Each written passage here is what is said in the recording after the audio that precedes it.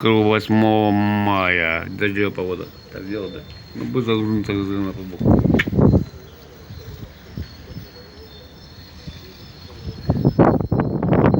Это вас тоже второй будет независимый Украина. Дочь немножко меняет мои планы, поэтому только будет. Он пока не сильно идет, да? Погуляем здесь.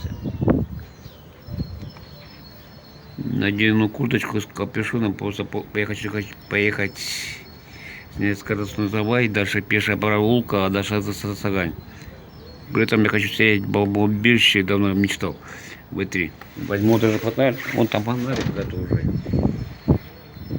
Видимо, для Фейсбука и Ютуба. Дождливая погода горькая. С 5 этажа смотрится. Погуляем здесь. Может что-то интересное с ним здесь. Девятиэтажные дома, 16 дома. На Ютуб оно пойдет по восточный второй здесь. Все хождение.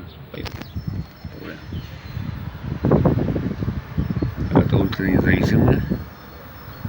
Многие с зонтиками уже, я вижу. Нормально здесь.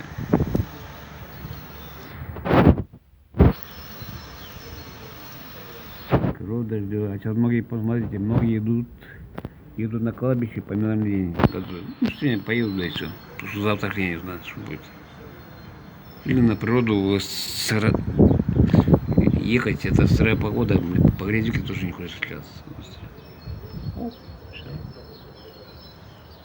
Все, удачи. Пошел погулять дальше. Скоростной трамвай. ДК Артема.